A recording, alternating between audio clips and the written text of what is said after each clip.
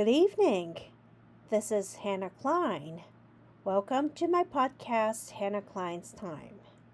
So it's like almost 12 probably at night.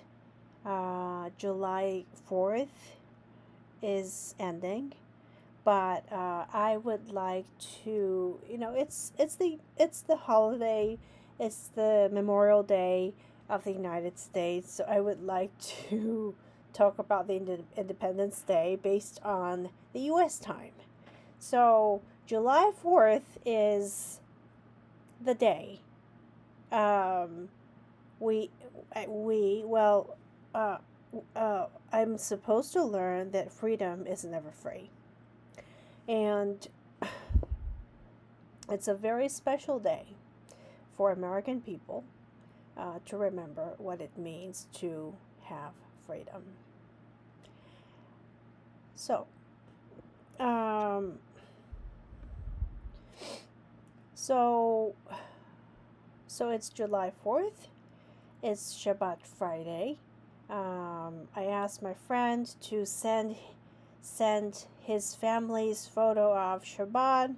I really like to see like people's tradition, customs of how people cook.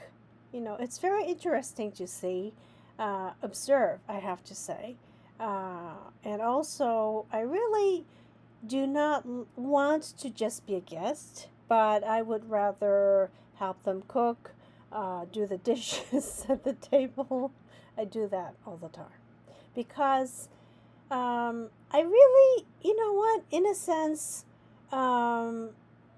it depends on the family whom I visit, but in many ways, I feel bad if I just become a guest.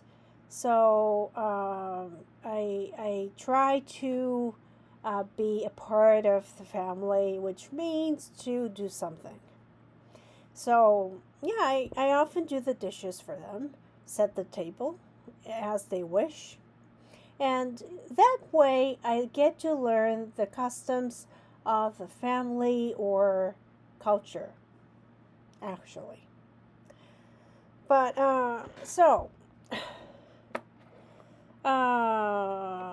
yeah, he's going to have a granddaughter, which is great. Yeah, I'm kind of excited too. But anyway, um, yeah, he and his wife, are going to have a granddaughter very soon. But yeah, I'm very excited about it for them, actually. Um, so today I invited a guest, um, a movie director, a filmmaker who document the Holocaust. Um, it's I thought that it's very important that people learn about the Holocaust, and not just the Holocaust, but what happened to the Jewish people during the World War II. I know that not all the Jewish people were sent to the Auschwitz in Poland. However, a lot of people, what happened, as we talked, a lot of people were, Jewish people were just slaughtered for many reasons for being Jewish. My guest's name is Grant de Graf. His background was very interesting, so we had a lot of conversation, which was very fun and interesting. And he told me a lot about South Africa, where he is originally from. He's based in Jerusalem. Yeah, Jerusalem is the eternal capital of Israel, the heart of Israel. But anyway, he talked a lot of stories, and he told me the reasons, the cause, and the motivations of why he documents the films. And, um, it's important to know the tragedy, of course. However, uh, it's always important to know that how I have to say how much the Jewish people uh, uh, never lost the hope to live, and um, I I have a high respect for it, to be honest. But um, Jewish people survived, but not just in a way to curse people. They always try to, I have to say, have their mental capacity to have hope and be positive in the best way they could all the time. And that's what I really admire about the Jewish people. And it's, I cannot take advantage of anything because I did not do anything special. Um, Even now, I don't think that I did anything special.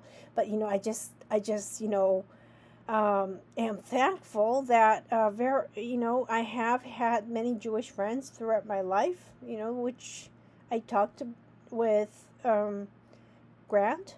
So I hope that you listen to our conversation and please try to understand, okay, as human, who Jewish people are. So, when I was, since I was little, I've been very familiar with, Hessel, uh, uh, I wrote to him many times. I visited him. Um, Sorry. I hope you don't mind. It doesn't really matter. I just Okay. request a summary, but anyway, it doesn't matter. You can Okay. ignore it if. Okay. So I, um, you know, I I met him too in Hawaii after they retired. They were initially professors at University of Pennsylvania, but when they moved to Hawaii, and I used to visit them, when they lived in Hawaii, and I exchanged a lot of letters, and that's like when I learned to write cards, letters, all these things. Well, it's like it's almost like it's something of the past, because today, I Mm, mean, actually, I still do write cards occasionally, but especially when you're sending someone flowers. mm. But cards are like a thing of the past. People Yeah. just don't, and even letters. Even letters, even handwritten letters. Apparently, it's become quite a thing amongst students at school today in terms of they're not so writing friendly. They're challenged very often just to write letters. Mm, Because I suppose everyone is so busy on your handheld, on mhm, your phone. So you don't really need and sometimes, to be honest with you, even with spelling, I find, I have to think. Sometimes I have to think because you get out of practice and you just rely on the autotype. So you're not thinking about the spelling. mm, And if you're not using it, that particular skill all the time, then mm. I guess you lose it. So as you say, like getting back to cards, like you were saying that's where Yeah, it was very special for me. And also, yeah. the time that, I spent with them, that was like very, much a time that, like a family time, Hmm. all the time.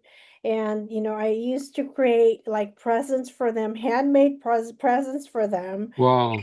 Wow. So, and, Hessel was almost like my grandfather because Hmm.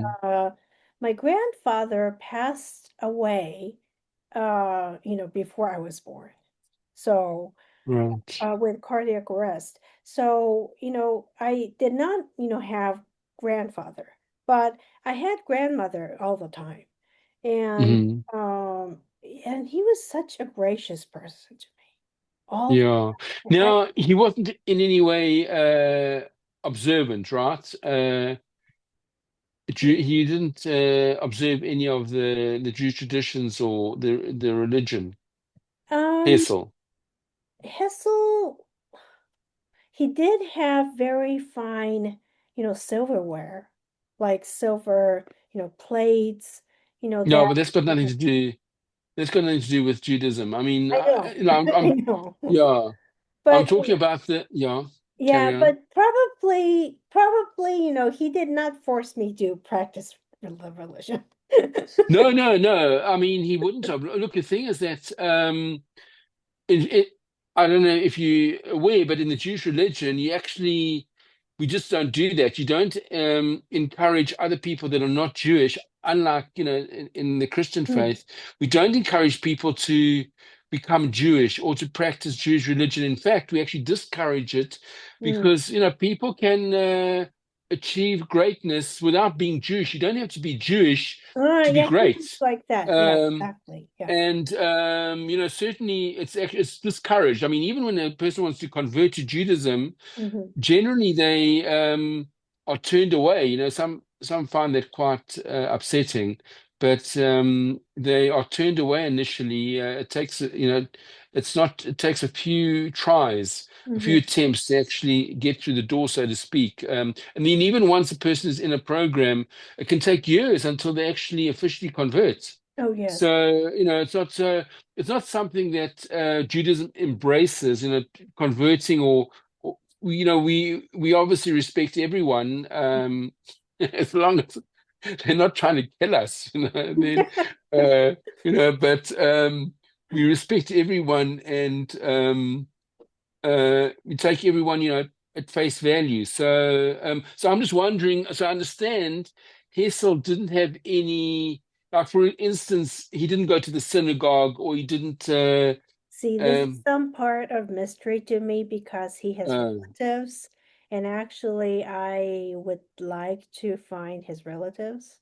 mhm, His relatives are in other parts of the United States, probably in New York or other, areas, or California, you know. mhm, So, yeah, I really, should have asked him about it. That's one yeah, of my regrets, really, because he was very, he had to be attached to Harold, his stepbrother. They lived together because Harold was sick. And, I should not get into this, but, one of the reasons, why, Hessel could take care of him was because of his medical knowledge. It was a very mhm. difficult situation for Harold. And, Yeah. yeah, It's funny that God always gives people who are equipped. They give them the right challenges. For example, you know unfortunately, I mean, you have people that have a medical background. Very often in their family they have medical challenges. exactly. Accountants, sometimes when involved in companies, they Mm, have problems in the companies themselves, or even if they are the CEO, they have mm, problems. So, but God always gives us the equipment to be able to handle these challenges, and puts us in the right place at the right time. yeah, So it's quite interesting what you say, about Harold, or Hessel mm, uh, yeah. um, And having my to deal with these issues. Yeah, my Yeah. my background is kind of like complicated too because my grandparents lived in China for 10 years. Oh wow, which parts? Manchuria. Okay, right. So, Wow. but at the end of, So that would have been like Mao Zedong. That would have been like during the communist era, right? no, no, no, before. Oh, So, wow. so, Oh, until 1945, actually, after the war, they rushed to Japan because because of the communism, really. But right. even my grandparents had to go through the Soviet occupation. And, it's not, about the Soviet occupation, but, some people were really deported to, Soviet Union and, To Siberia. yeah, To Siberia. Siberia, and, Yeah. went through, hard labor. Actually, I have known some people whose grandfather went through that too. So, they Wow. lost all the And things. then Russia was at war as well with Japan. Yeah, yeah, Well, in fact, they lost their fleet. You know, I mean the Russians. I think it was the Russians. Yes, the Russians lost their entire fleet. It was through the skill of the Japanese Navy, and that the Japanese Navy was financed by a Jewish yeah, banker from exactly. America. Yeah. What is his name? No, Robert Schiff. Yeah. That's it. Yes, yes. American, yeah. Uh, yes. That's a So great story. right, exactly. Amazing, There was amazing. no industry, to invest in Japan, and then he was the one who invested for Japan. Right, yeah. And the whole thing happened by chance. I mean, I can't remember the exact incident, but apparently Schiff was at in a hotel, and Mm. there was a delegation of Japanese, and they're somehow sort of connected. But it's quite, amazing the whole thing. How, this Jewish person facilitated the conquest of the Oh, Japanese Navy, exactly. you Yeah. know, and then also like with Shanghai, like during the war when the escape from Shanghai, where escape to Shanghai, where in the Mir Yeshiva from Lithuania you had maybe 5, 6, 7,000 people that were stranded there, and you had the Germans invading, Mm. and you had the Japanese. Sugihara Sagi, Shimune. Sagi, Sugihara. yeah, Yeah. exactly.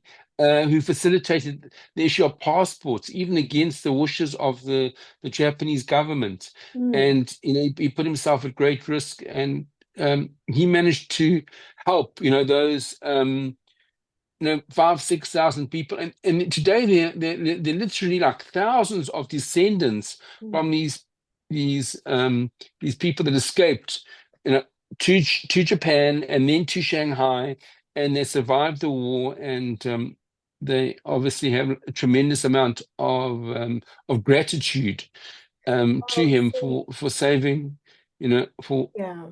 for saving their lives. I mean, I know people that are involved with writing books and making movies, on this because they very much appreciate his contribution. And and I know people that personally have met him, and that met him, and they met his Actually, wife and the yeah. sons. Yeah, so Mm. Yeah, some of the people, who came to my podcast knows the relatives whose, lives were saved by Junior Sugihara. But in my opinion, it's not something to take advantage of. But, witnessing the Holocaust, it's better than doing bad things, really. So I mean, doing good, means a lot. what do you mean? What do you mean? I don't Well, like understand. doing, as a human, as a human, I think that we should make the right decision, really, you know, to save people. Well, Right. Yes.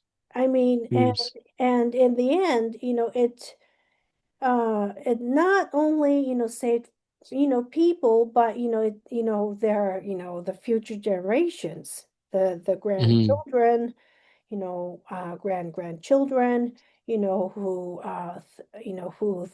who thinks of like Junisuihara, for example, which is a great, I think that, heritage for Japan in the end. Yes, absolutely. Yeah, for sure, for sure. Yeah.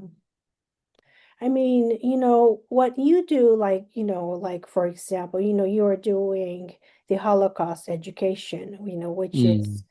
I believe that, I invited some, many of the guests that whom I invited, are somehow Mm, related to the Holocaust. mm, And so, and they share, their relative story. And mm. I mean, I hear, October 7th, for example, and Right. um it's not, I mean, October's, it's not just October 7th, but the Holocaust, I I am very disappointed, especially after October 7th, I Mm, realized that there are, people who do not believe the Holocaust. mm. Denies, or Holocaust denies. Yeah. And, there are, those who do religious studies, this is a sad reality, but, they start to say something like, you know, the Holocaust, the 6 million, the number is too Mm. brief. So it may not be true or maybe overestimating something like that. The However, number is two. The number is two. well, some people, this is kind of like an overestimate. That's something They say it's I an did not overestimate. say it, Yeah. I did not say it, Right. but Yeah. it's something that I had heard over the years, okay, throughout the Mm, decades from those who are involved in political science, religious studies. Okay, this is something about Japan for to be honest. And um now after October 7th, I realized what that means. Like mm, obviously, I did not care because the number, okay, ultimately it did matter to me because mm, you know he- people do not have to be killed or mm, I have to say slaughtered, uh put into gas chamber in that manner, mm. Yeah. Well, regardless of yeah, the number really. yeah. Well, the actual amount that died in the camps is actually relatively smaller.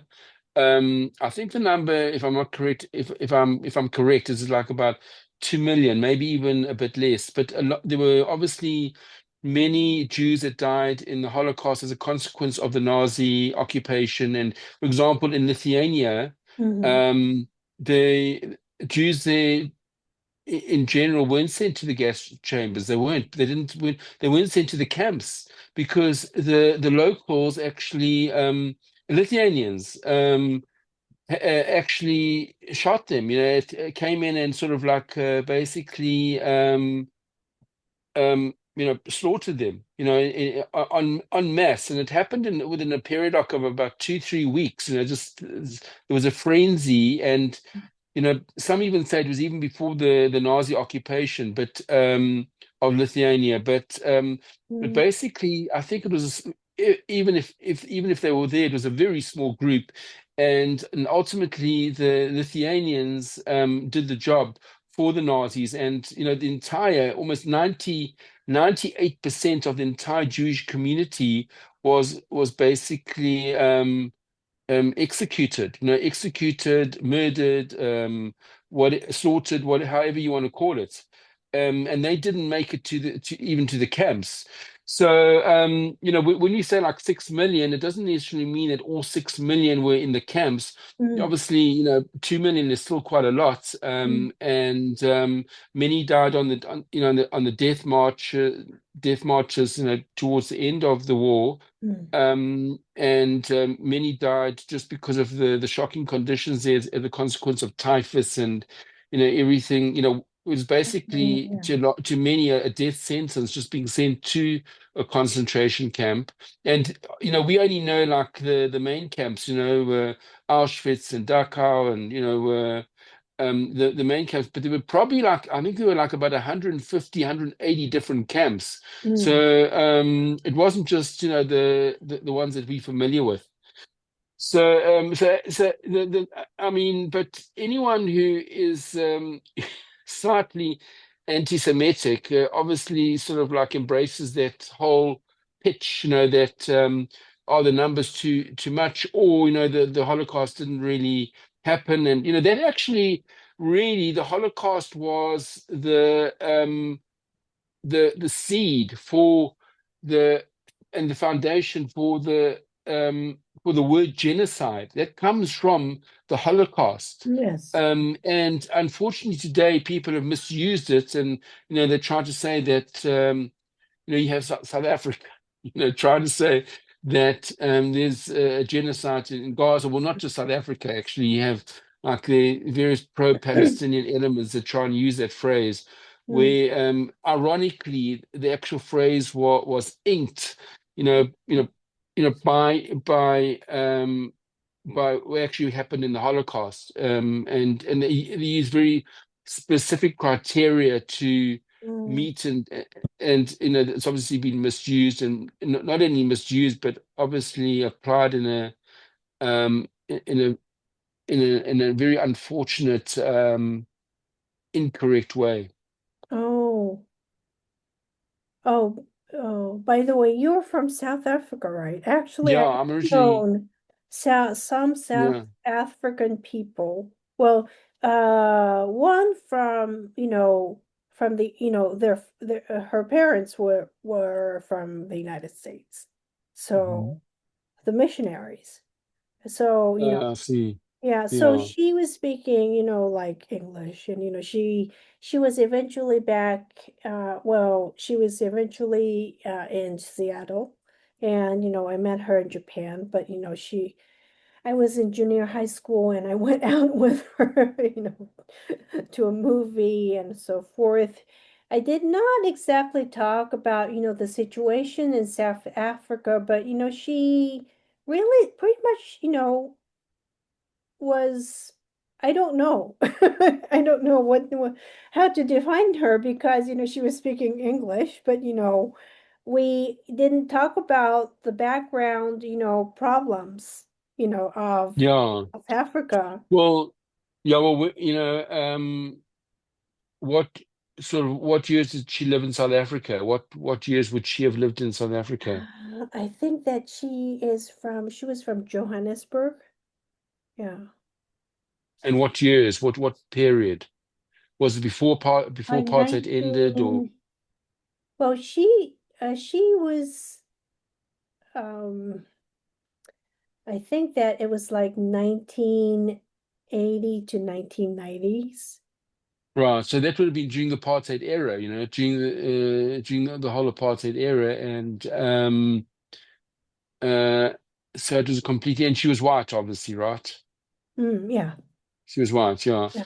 So obviously it's quite like myself, we grew up like during the apartheid era, Hmm. and I I was quite strongly influenced by the liberal press, and as a consequence, I sort of like I opposed it at university, and in various different ways, and and actually at one stage I ran for parliament for the Democratic Party, which was the forerunner to the Democratic Alliance, Okay. which so I ran for parliament on a anti-apartheid ticket, an anti-crime ticket, and so I was quite involved, but it was quite an interesting experience growing up in South Africa during that whole apartheid era, and people, sort of like I think probably think, well, look, there was this incredible antagonism between white and black,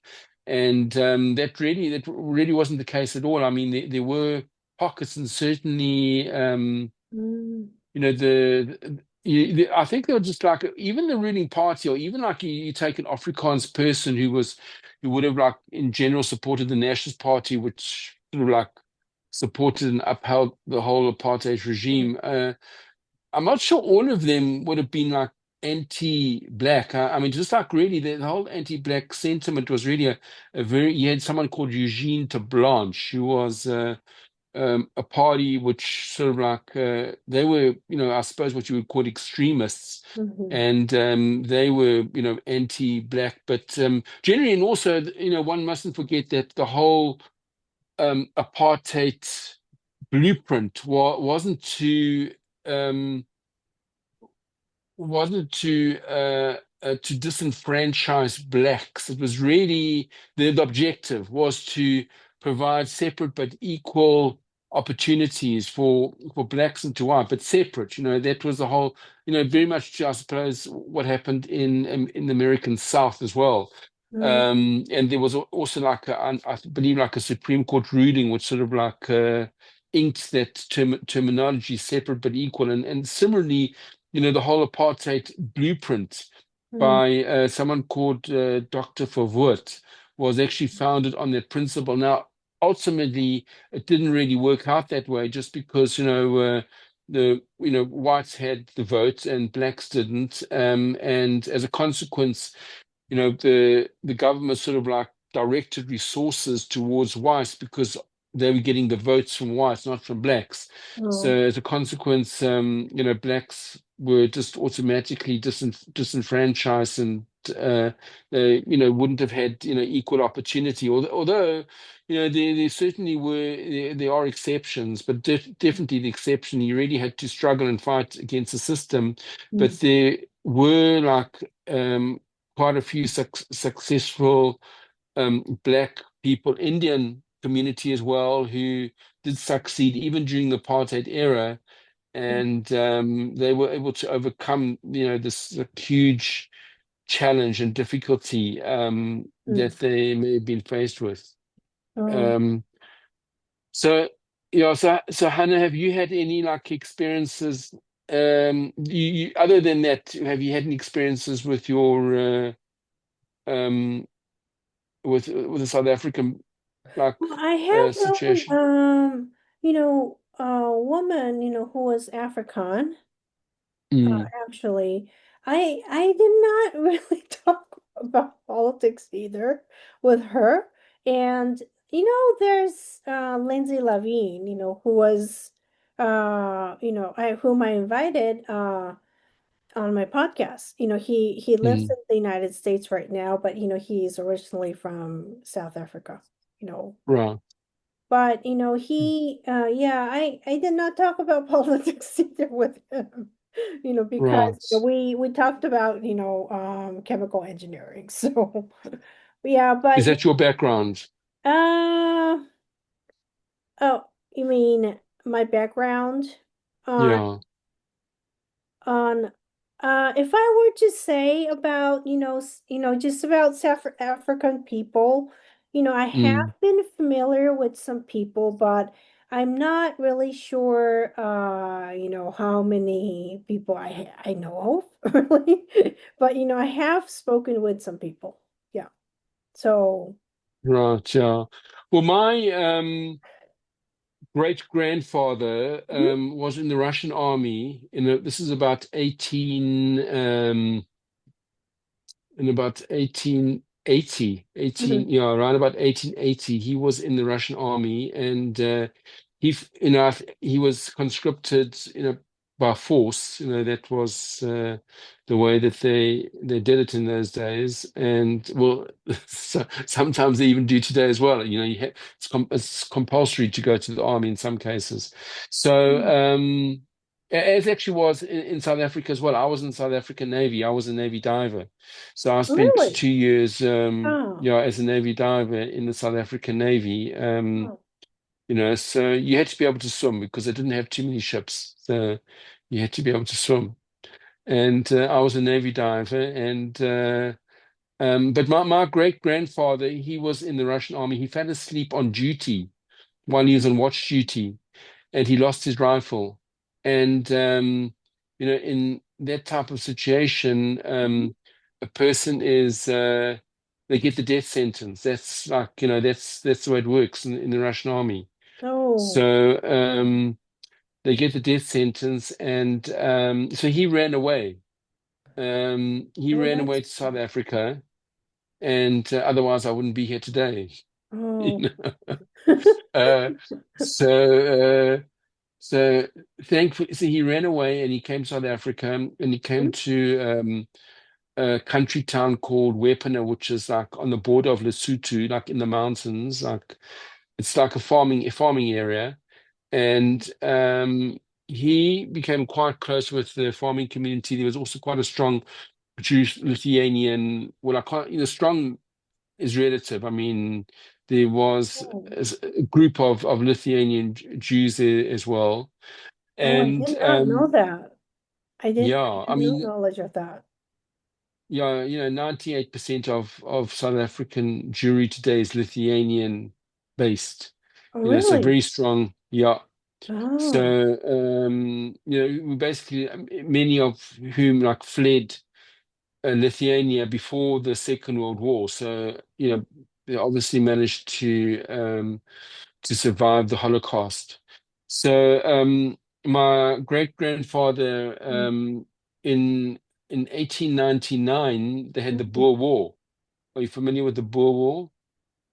The Oh, Boer War yes, was yes, a yes, war, yes, yes, yeah. yeah, was a war of the Boers, the Afrikaners, Mhm. against the English because they were fighting against English occupation. And my great grandfather, with his connection to the farming community there, he fought for the Boers against the British. And Oh, okay, I see. yeah, so so actually, like on one occasion, they had a battle on a place called Bosmanskop, Mhm. and during the battle, one of the stores that was owned by a Jew was lit on fire, and there was a Sefer Torah, Sefer Scroll, Mhm. that is considered very precious in the Jewish community. Yes. And he went in and he saved this Sefer Torah, this Torah scroll, and they Oh. basically escaped on horseback, with the Sefer Torah. And as they were exiting the battlefield, they were accosted by these Tommies, by these British soldiers, Mm-hmm. and they were held at point blank range with like rifles, and just they're about to shoot them. The hand was on the trigger. They were ready to shoot, and for being a spy, whatever that means. Oh. But obviously, and just then a British soldier, an officer came past, and my great grandfather appealed to this British officer to save him because he said they were trying to really protect the Sefer Torah, and he Mm-hmm. explained to him what a Sefer Torah was. That this was, obviously the five books of Moses, and it was something given to us at Mount Sinai, over, Mm-hmm. 3,000 years ago. And this British officer was obviously quite impressed, and he let my great grandfather and his brother go. And with that Sefer Torah, my great grandfather like established the Jewish community in Wepana. It was the first synagogue. It was really in a country house. It was in his house Wow, that's initially. an impressive story. Yeah, so as a consequence, they basically he established Oh, the Jewish community in that area. So so that's my claim to fame, you know. oh, Uh, wow. Well, Lindsay, as I told you, he's Jewish. So yeah. I don't know. Probably yeah, he's from South Africa and he's Jewish, but regarding Zionism, I Yeah, do support Zionism. And, yeah. I have supported Zionism for since I was very little. And Hmm. it's very hard to tell, what kind of influence I had. But, my grandmother, had a lot of influence on that because she was an earnest Christian, and then, Mm, at the same time, she converted to Buddhism, but, she had, Christianity in her heart the whole time, throughout her life. And hmm she was talking, she was praising Israel the whole time to me hmm since I was very Yeah. little. So, before I knew about the ideology Zionism, Israel was an important nation to me. And, Right. to me, I often talk about, just myself on my podcast, but, one interesting part is to me is that, Israel, there are a lot of, people, Jewish people, from Mm. different background, living together. Yeah, well, I mean, I live in Jerusalem, and Mhm. am in the old city, which is right next to the Western Wall to the Kotel. Mhm. So, we have like thousands. Have you ever been to Jerusalem? Not yet, unfortunately, Right. but I'm planning to visit Israel next year. Yeah, Okay. Well, give me a call. When you come, we'll yeah, put out the red carpet. sure. Um, yeah, Sure. but so where I am, obviously because it's like right near the Western Wall, next to the Kotel, Mm, there, we have like thousands and thousands of people that come every day from all around the world. From China, from India, from oh, yeah. Turkey, from the Muslim countries, from South Africa, from Australia, from America. They come every day.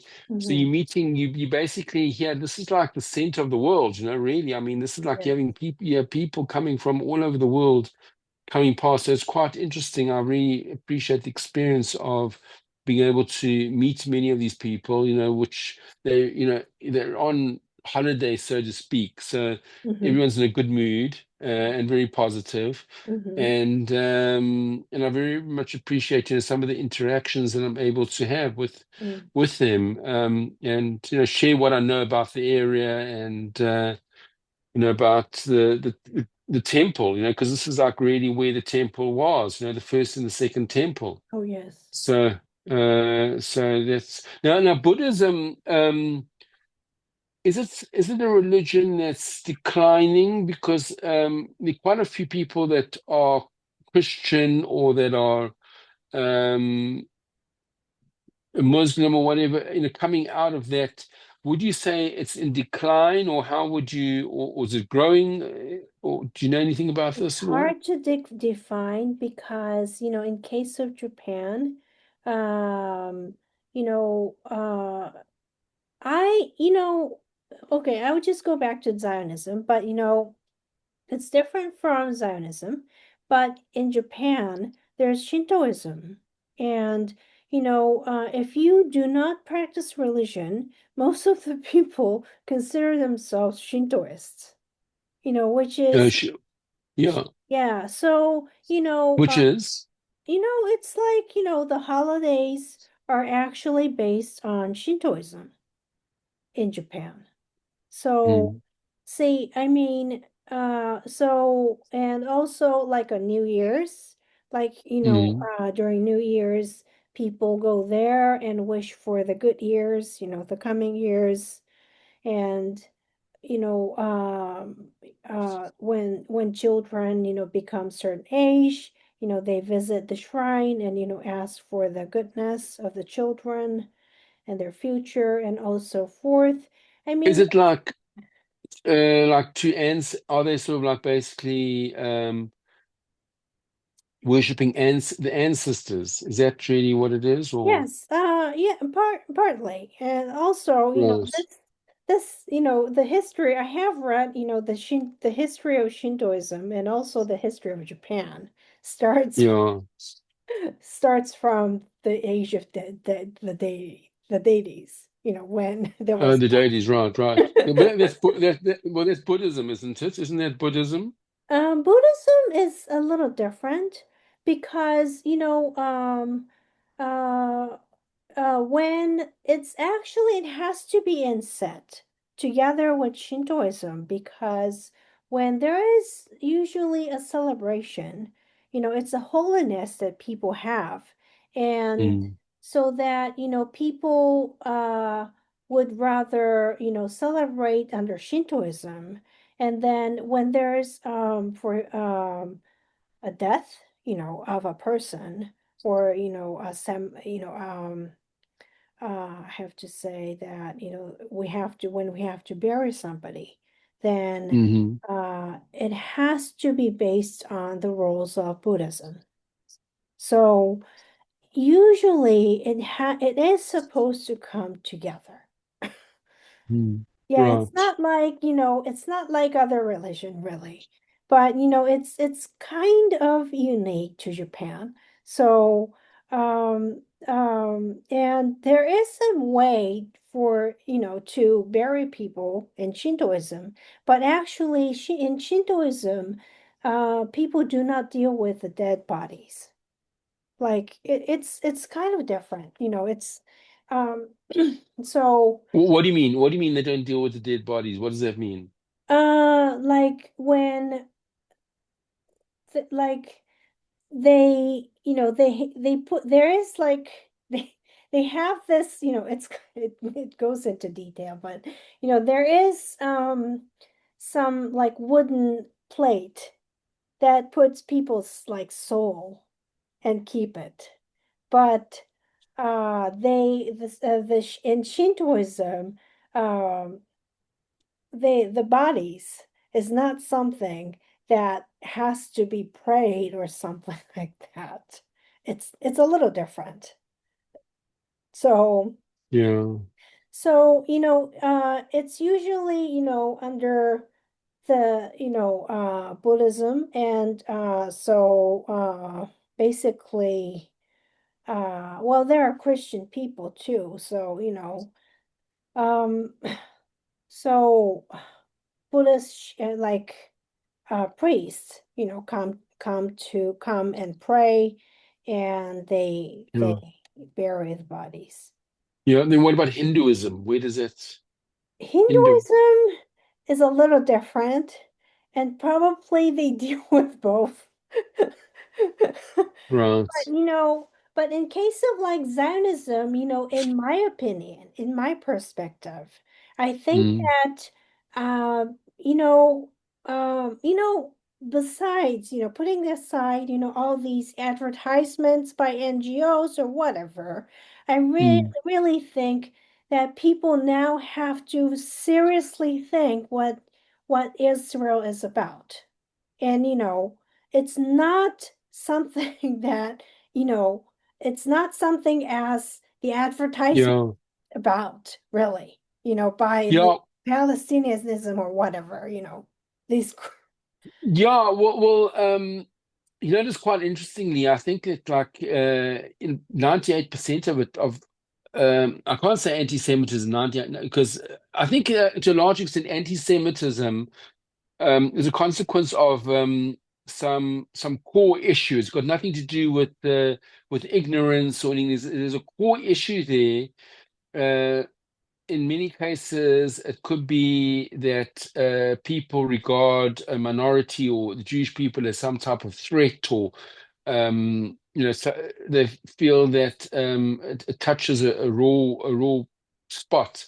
So, but in many other cases, and once again, like it might not be the it might actually the source might be come from another area, but in many cases there's like total ignorance in terms of what Israel's about, what Israel stands for. For example, the whole apartheid issue in Israel. I mean, Israel and the apartheid state, which is like totally you can't get Based on further fake. away from misdescribing or incorrectly depicting Mm, Israel in any other way than describing it as apartheid, because anyone who would have lived with apartheid, and don't forget that most of these people that are mm, um, that are protesting against Israel, the apartheid state. They've never ever experienced apartheid. They never ever, even if they would never have traveled to South Africa during the apartheid regime. They've got no idea what apartheid is. And here they are, even South Africans, by the way, that are Mm, standing on corners like with these like signs, down with Israel, the apartheid state. I mean, they've got mhm. no idea what apartheid even is. And they may have heard about it, but if they did know, they would just know how far Israel is from an apartheid state. So just like blows my mind, like when I hear these things and about Israel being an apartheid state. And look, that actually is probably the least um, of the factual errors which people make about Israel. I mean, there are just so many facts and which people incorrectly depict Israel, and unfortunately, that does lead to people coming to conclusions. People that may have like sort of just or honorable intentions, but they just get it so wrong, like Yeah. in terms of what the media promotes. So that's very unfortunate. But it's not just the media, but these days, there are overwhelming numbers of the refugees in Japan, and not overwhelming numbers, not numbers yet, but to Japan compared to, that in maybe 30 years ago. Oh, There you mean are from more like and more, refugees from the people. Middle East, Yeah, refugees from Syria, and yeah, from yeah, yeah. oh wow, what do you know what the numbers are in Japan? Well, I haven't exactly checked it yet, but it's before there were almost no refugees in Japan, and like in Mm, 70s. right, But now right. there are it's not just about statistics, but I am very shocked at the fact that anti-Semitism, as you say, it's from the ignorance, and at the same time, you know people think it's okay to discriminate, Mm, because mm, of the belief, because of the religion, and because mm, of the number, okay? And that's unacceptable. Okay, because we cannot overwhelm other other group of people because of the number, and that was mm. not supposed to be the Japanese tradition in the first place. So However, what? Yeah, it's sorry. you go ahead. So what actually is happening there with the whole refugee issue is that are you seeing any repercussions or consequences in Japan? Any type of anti-Semitism in Japan or Well, any violence? yeah. Are Well, you seeing it? not exactly violence yet, but there are Mm, a group of people who are calling for free Palestine, and they do mm, not even understand what that word means. And like when foreign minister visited Japan, yeah. obviously we were speaking about it, who are talking in the video clip, and then Mm. that was not Japanese, you know. Right. Yeah. Right. Now, Natasha Hausdorff Hmm. actually says that it's her contention that this whole issue of anti-Semitism on campuses, or this Free Palestine movement, globalized the Intifada, That's terrible. on campuses in the States is really a consequence of of youth not having any cause or any you know when we were young, everyone is looking for a cause or for something to they want to be meaningful or they want to be relevant, in the world. Hmm. So they're looking for this cause, and she believes that just people are looking for a cause, and that's obviously something that's really out there, and that when you do the numbers like 1 + 1 equals, it becomes quite appealing. And of course, they don't know the facts, and of course, they don't understand the implications, and what actually can be the consequences as well. They have no idea, Mm-hmm. but they sort of like gravitate towards what they think is like, wow, we've got this like meaningful cause, like free Palestine, free people that have been disenfranchised from their land, and all this type of ballyhoo and codwobble, they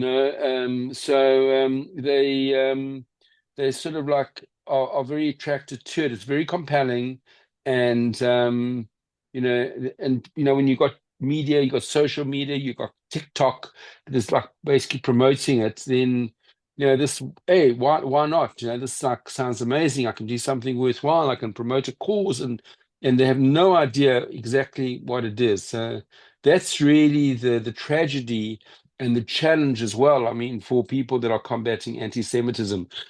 But just getting back to challenge, I would have thought that, to a large extent, promoting the Holocaust, or Holocaust education, and telling inspirational stories, which is what I do from the Holocaust. I mean, that's why you know people sort of like there are some groups of people that say, "Wow, Holocaust." That's not really something that is really compelling. You want to actually like shy away from it. So I say, what you're saying, on the surface, like that could be true. I said, but the reality is that during the Holocaust, there are so many like incredible, amazing, inspiring stories, of people that saved other Jews, of people that were able to survive, just like incredible, incredible stories that had these like that every day was just, they had to actually deal with like living living it out to the end of the day, where they faced Mm-hmm. death, and they came so close now. Yeah. And which people, people, fortunately, we don't really have that experience today.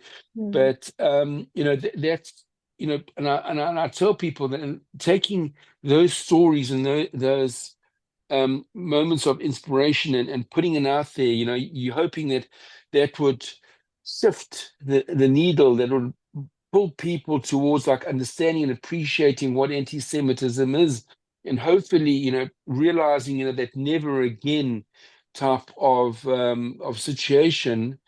But after October the 7th, we see that that's actually wasn't the case. So maybe we, all of us, have to like rethink, how we are actually educating, how we are actually promoting. When I say promoting, I don't really mean promoting, but I mean how we are educating people, on the Holocaust. We need to rethink that, because, I'm not sure that just, based on what's happened, we've been so successful. So, maybe there has to be a new shift or new thinking. And also, look, I don't think that my methodology was really promoted in the strong way. That's, in other words, making the Holocaust like something which can be inspirational, and as I say, like the fact that so many of American youth today will say, "Well, look, the Holocaust." I'm not really so excited or interested in really learning about it. Um, you know, Actually, just proves the point that we need to re-look at how we are educating people on the Holocaust, on facts, facts about Israel, and also just you know taking it to the taking it to the fore, and putting it out there. Yeah, I actually have read not just about the Holocaust, but I have read, the autobiographies of the survivors. And, now, on my podcast, I invite my guests, and most of the guests have relatives, who have experienced some kind of tortures, or, the Holocaust, really, Mhm. the Mm. death camps in Poland. And I invite, my guests, and, ask them to speak about it, not just because I want to hear it. Well, I would like to hear it as well because of, it's for this, to know the truth. But, I hope that people have to face the truth. Okay, we cannot rely on TikTok, social media, or video reels, really.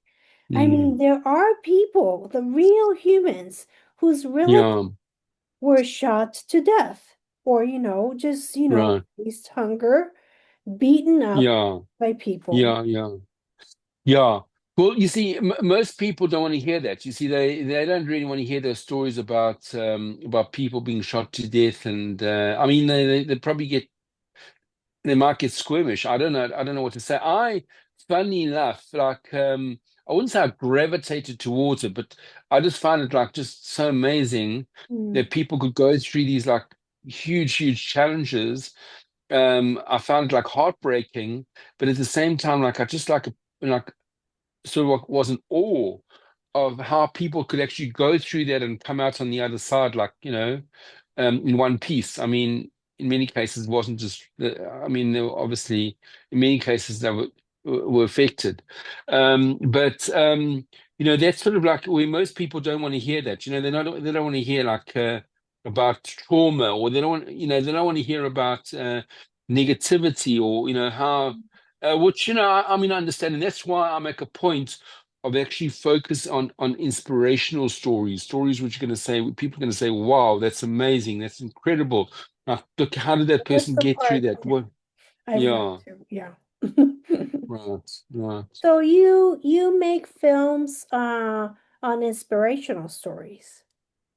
Yeah, correct. I have got two films in pre-production at the moment. One is about some of the personalities at the moment, the women that are actually fighting and combating anti-Semitism, like, for example, Natasha Hausdorff, and there's a string of others that are quite active and actually, I would say, being ambassadors and trying to represent the truth and trying to expose like just lies and propaganda. So I've got some I'm hoping to bring out a series, or I'm looking to bring out a series. It's be pre-production, but that would sort of like show the courage of Mm, many of these women who have like sometimes put their livelihoods, their family at at risk, and have had to go through tremendous challenges just to do what they and to continue doing what they do. mm, Um, you know, this Natasha Hausdorff with Piers Morgan, for example, yeah. where Piers Morgan, just like sort of tried to totally knocked her, but it actually came across in her favor because everyone just saw like, here's someone, who can't actually doesn't have a voice, and he didn't allow her to even like he wasn't prepared to even listen or consider, what she had to say. So, Mm, and I've no doubt that he is probably trying to reach out to and say, look, let's give it another shot. Let's mm, see if we can have a rerun and see. And this time, I promise, that I'll give you another chance. But I'm sure she's not too excited. I don't blame her about giving in another shot. Why should she? I mean, he basically it was absolutely disgusting, what he did. And I think anyone who's in media and is worth their weight, who's worth their weight in salt, or has like some measure of integrity, wouldn't have done what he did. So I'm just like shocked, appalled, aghast. And there are many other people, women, that have shared this experience, and I'm hoping to bring that to light and bring that to the fore. The other production is actually like it's more of a story. It's fiction, but it's based on factual experiences, and it's about a professor at a university campuses who's exposed to some of the realities of the pro-Palestinian lobby, and the sort of the finance that has been poured into that. yeah. And she's sort of like she is essentially left wing, but she flips as a consequence of these discoveries. So Mm, it's like also spy related, and as well as connected to Mossad, and so it's quite a compelling, interesting story. yeah. Well, You know what? I agree with you on, telling, maybe too much negative story, not being good. But, actually the very inspiring part of Mm, many people who share mm, a story with me is that there are mm, so many guests whose mm, mm, relatives, mm. friends were Right, right. actually, Yes. whose relatives and Yes. friends received Mm, visa from right. Sierra Leone. Yeah. So I was very surprised, you know. Yeah. So, Yeah. Amazing. Amazing. yeah. I mean, Um, I had a lot to think over it. And that that also means that, he had created, relationship with people.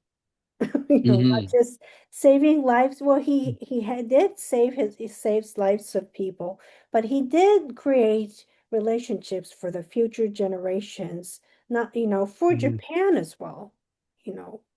Right. And Exactly. yeah. Exactly. Look, today I think that Japan very much promotes him as someone um, who was who was a hero, but at the time it wasn't really so much like that. And I think I He do didn't believe that. talk about that, actually. Sorry. He did not talk about it Right, until he exactly, passed exactly. away. Yes, Yeah. yes, yes. Which also like is a huge credit, a Mm. huge credit to him, Yeah. because sometimes unfortunately you have people that come out of this and they come out bitter and he wasn't at all, like it's and Exactly. actually to a large extent that is like the Jewish way where we say like everything is it's like Mina Shamayim, Kol B'nai Shamayim, and Hashem, God has his way of orchestrating things and doing things. And sometimes, when even something is for the negative, we say that there's a bigger picture here. Like, it's not a good idea to just focus on the smaller picture. For example, Mm. there were German prisoners, Jewish German prisoners that were held in England during the Hmm. time of the war, and many of them were shipped off to Australia, Mm. as prisoners of war. Not because they were fighting the Allies, but just because they were German citizens of nationality. And so, on one of Oh. these boats, and I know actually descendants of two people that were on this boat. They were German citizens. They were Mm. on this boat, and the British treated them in a very, shall we just say, politely, in a very unsympathetic way. They and During the course of the journey, when they were out at sea, they took these German citizens, Jewish German citizens, life belongs. Don't forget, these guys would have had like one or two bags, and that would have been it. Like they didn't have that. That was their total possessions. They Mm.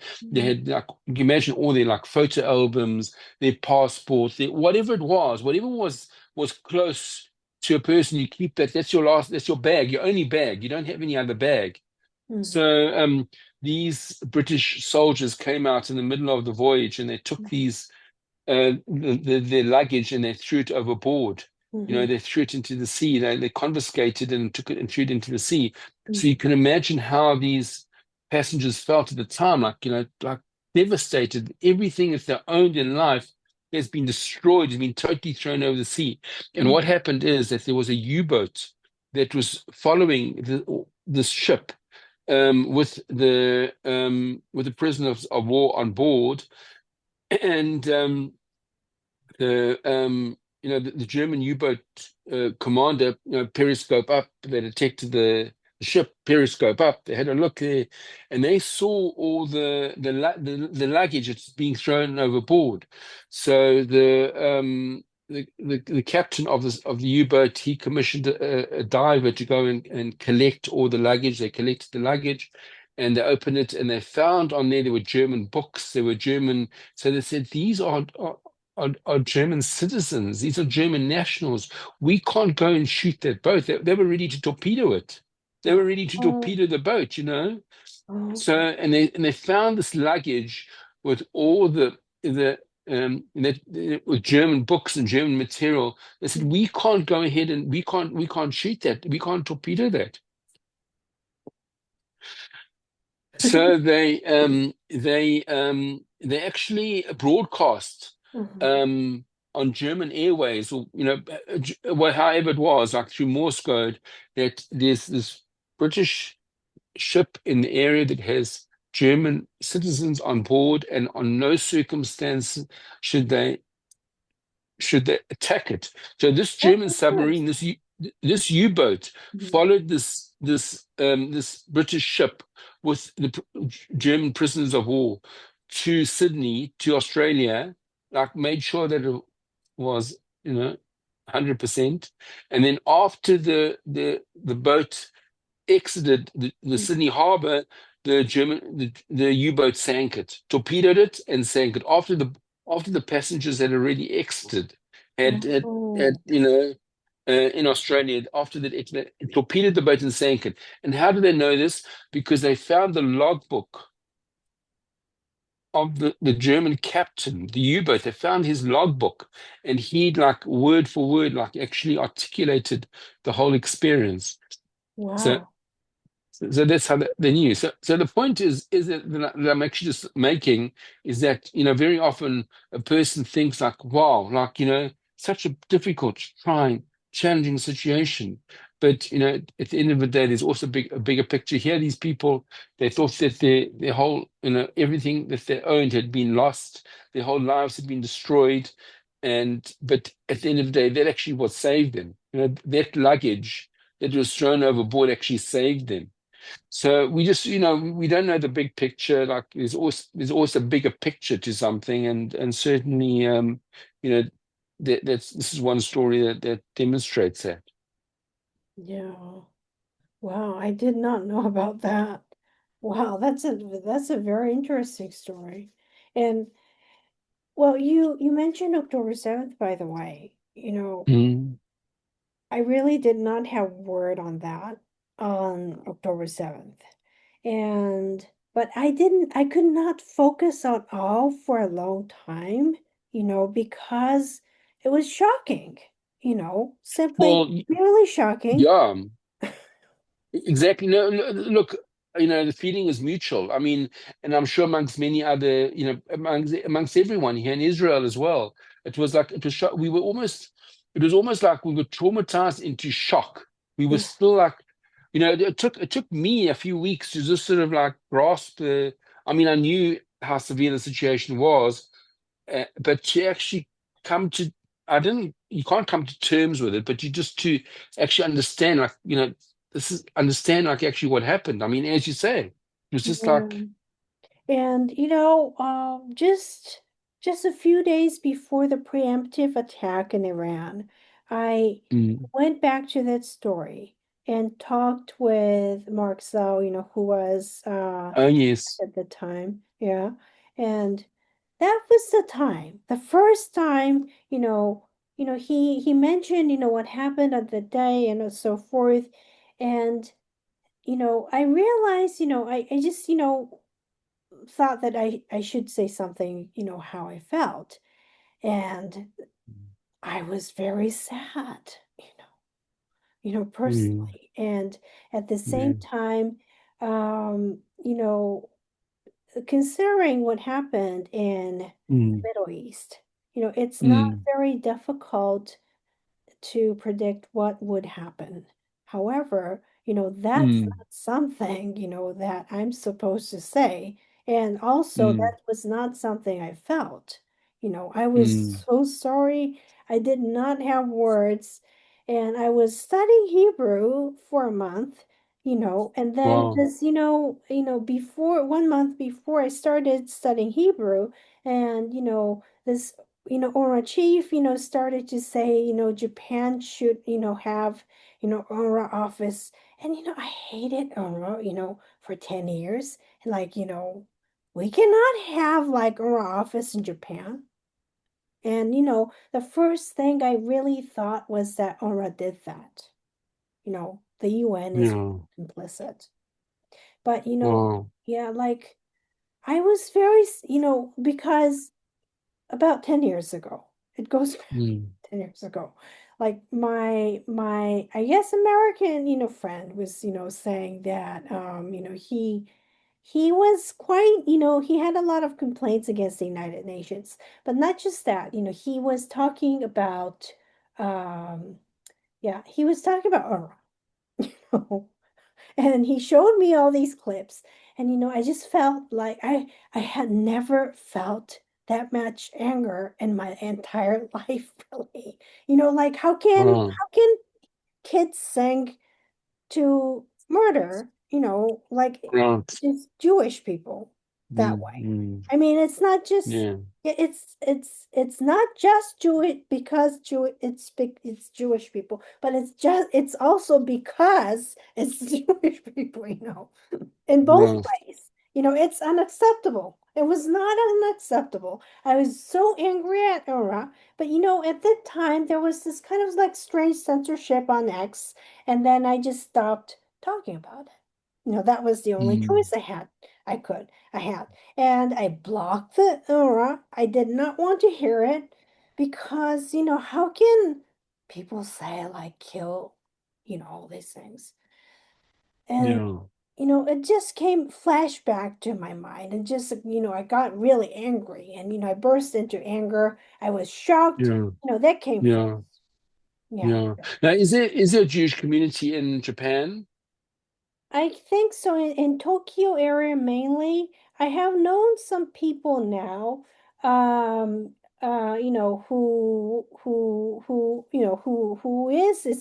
are Israelis and belong to the Jewish community in Tokyo area. And also some people were in Israel during the 12 war.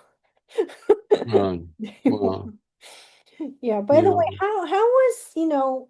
how was, what were you okay like during this? Yeah. I mean, look, obviously, there were, frequent sirens and, look, I mean, for me, it was like, you woke up, 3 o'clock in the morning to this alarm, which is, the home front alarm on your phone. Hmm. And you alerted into like, so then I scrolled through, social media, and then I saw like, they basically, have attacked, the Iran. So, I understood that, obviously preparing for repercussions, Hmm. and, there were repercussions. And, what actually happened, in the following week or so was that every now and then we'd have these alarms, and also from the Houthis as well in Yemen, as well. Oh They yeah. also fired ballistics. So when they're fired, like we just like sort of like brace for them. Obviously you have to be in a shelter, and some in many homes, you have the shelter in the home, or sometimes if it's like a basement home, then obviously that is the shelter. But it's and many people have to actually move to the shelters, like in the middle of the night sometimes. So in Jerusalem, you know fortunately, we didn't have any, direct hits, but when alarms did go off, I mean, obviously it's, more or less the whole country in most cases, especially when it comes from Gaza, when Hamas is firing from Gaza, it's more related to the communities in the south. When it Mm. comes, ballistic missiles, the Houthis, or in fact, there was just one the other day as well, like maybe a day or two ago, there was so, you're out in town, and, you had to find shelter, and, they had managed to intercept it. And, 10, 15 minutes later, they gave the green light and we came out. So, it was okay. Obviously it is, I suppose, I wouldn't say it's not terrifying, that's not my personality, Mm. but it is obviously concerning. And obviously, during this period, I think that all Israelis are extremely united. There's a tremendous amount of unity in the country itself, which is like just amazing, and so certainly, so even if we're not directly affected, you always like feel, we pained, by anyone else, and that might have. had to undergo like had family members that might have perished in, Mm, in October the 7th. It wasn't difficult to know people. I mean, everyone, the country's such a small country, you always know people. You have family members, you have family members, you have friends who actually perished, or were directly involved. So, there's tremendous amount of unity in the country during this period. Volunteer groups. It's like just incredible. It's very, very inspiring, and I don't think I would have wanted to be anywhere else mm, other than in Israel. In fact, I had some friends who were traveling out of the country at the time, and I said, "Wow, like I mean, like thank God I'm here. I'm here in I'm here in Israel, and not out of the country, even though we had these like ballistic missiles that were being fired at us. And like, pointedly, we had a situation where in Iran, there were millions of people that were trying to flee the country, I mean, on the border of Turkey and people trying to get out of the country, where in Israel, you had people trying to get into the country. They were trying to come back home, during the war, even though, you had threat of ballistic missiles. They were trying to come back, and there are stories of people that actually flew to Cyprus, and they got onto these boats. They got into boats just to come back to Israel, just to be here. CEOs of companies that employ 200 people, they got onto these boats, these tugboats, mm, and just to actually be here. So they did whatever they can. So I think that's like quite remarkable. That's really the difference. I think, we have like Israelis who really want to be, because we feel about being here, we're playing a role in defending the country in some small way, whatever it is, mm, so that's for it was and for me, like an incredibly mm. inspiring experience. Well, see, it was a very difficult time, well, challenging time. However, Hmm. I was sure that Israel was going to win. Israel is a very strong country, realistically.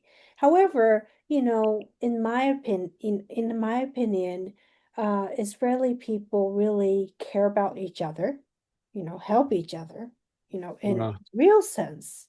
And that's like, I think, a national role model that, Mhm. that probably Japan should be learning. Really. Sadly, it's true, but I'm telling the truth about this, but But this Japan is very they have a lot of loyalty to the companies, right? To the I companies they think work no, for. it's losing royalty to the Oh, company. really? Eh? Wow. Because that whole like surge in like Turkey. I mean, don't forget that Japan was the second largest economy in the world. Yeah. It It was. I don't think it is now. I think I'm not sure it's taken his place, but it could be China. China, I think, China's taken his place. But Japan was the second largest economy in the world after America. So, and a lot of that was attributed to the loyalty which Japanese feel towards the company. Many worked overtime. They worked long hours, and right, am I right? yeah, kind And of. they felt this. I mean, you're saying now that sort of like diminished. That's It on a has downtrend. diminished, and at the same time, the social relationship is very, very now in a not very good state. I really have to say this, yeah. I What mean, do you mean by that? Like what? like, there is no close like family relationship, like, Uh, and uh, also there is, people are very isolated from, there I is see. no I close see. community. So, Yeah. it's very hard for, a lot of Japanese people really nowadays, especially, elderly people, you know, Mm-hmm. they are isolated from their children, you know. Right. So, I guess that, it's like, when I look at Israel, like I really feel that, people, care about each other. You know? Mm. Right. Yeah. Yeah. Yeah, absolutely. Absolutely, Hannah. So I mean, I don't know how much longer if we can wrap Yeah. this up. I'd appreciate it. Yeah, so You know, I've, probably it's about time. And I mm, really appreciate, you for covering various topics. And thank you. yeah, so I hope that you come back to my podcast on other topics too, maybe about your new Uh, film. yes, yes, that'll be amazing. Yeah, yeah. Yeah, please do. Maybe once they start moving, it'll be incredible. Yeah, for Yeah. sure. So thank you so much, and I wish you a lot of success. And I thank you for like the amazing work that you're doing and the way you continue to, um, I would say, support in inverted commas, the pro-Israel cause and pro-Jewish cause as well. So thank you for that, and I wish you a lot of success. With your podcast, you're doing incredible, amazing work, and thank you so much. Really appreciate it.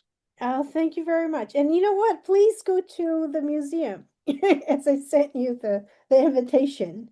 It's going to be, I think, quite a while in Tikotin, in Haifa.